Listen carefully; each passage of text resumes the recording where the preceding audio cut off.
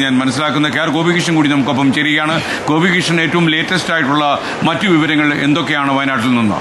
ഇപ്പോൾ ഏറ്റവും വലിയ പ്രതിസന്ധി അവിടെ ഒറ്റപ്പെട്ട് കിടക്കുന്ന മുണ്ടക്കൈ മേഖലയിലേക്ക് രക്ഷാദൌത്യം എത്തിക്കാൻ കഴിയുന്നില്ല എന്നുള്ളതാണ്. അതിന് ഏറ്റവും പ്രധാനമായ തടസ്സം ചൂരൽമല പാലവും അതോടൊപ്പം തന്നെ റോഡും മുണ്ടക്കൈയുമായി ബന്ധിപ്പിക്കുന്ന രണ്ടും തകരാറിലായിരിക്കുന്നു. അതുകൊണ്ട് മുണ്ടക്കൈ പ്രദേശം പൂർണ്ണമായും ഒറ്റപ്പെട്ടിരിക്കുന്നു. അവിടെ ഉരുൾപൊട്ടൽ ഉണ്ടായി എന്നതിനപ്പുറത്തേക്ക് കൂടുതൽ വിവരങ്ങളൊന്നും തന്നെ കിട്ടാത്ത സാഹചര്യമാണ്.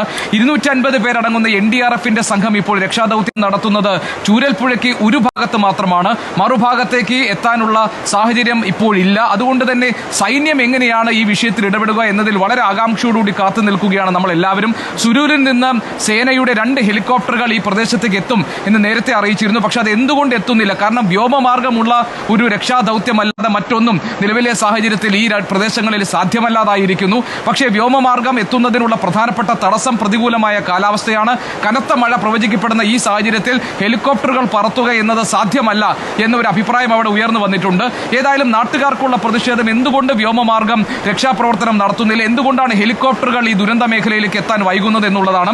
ഏതായാലും ഈ കാര്യത്തിൽ ഇപ്പോഴും വ്യക്തതയില്ലാതെ നിൽക്കുന്നു. ഒരുപക്ഷെ വ്യോമമാർഗമുള്ള ഒരു രക്ഷാദൌത്യത്തിന് സൈന്യം മുതിർന്നേക്കും. ഏതായാലും സേനയുടെ സംഘാംഗങ്ങൾ എത്തിയ ശേഷം മാത്രമേ ഒരു താൽക്കാലിക പാലം പണിതുകൊണ്ട് മുണ്ടക്കൈയിലേക്ക് എത്താൻ കഴിയൂ. മുണ്ടക്കൈയിൽ എത്ര പേർ കുടുങ്ങിക്കിടക്കുന്നുണ്ട്, എത്ര പേർ മണ്ണിനടിയിലും തകർന്നു വീണ കെട്ടിടങ്ങൾക്കടിയിലുമായി കുടുങ്ങിക്കിടക്കുന്നുണ്ട്, എത്ര പേരാണ് രക്ഷയ്ക്കായി കാത്തു നിൽക്കുന്നത് എന്നതൊന്നും സംബന്ധിച്ച ഒരു വിവരവും നിലവിൽ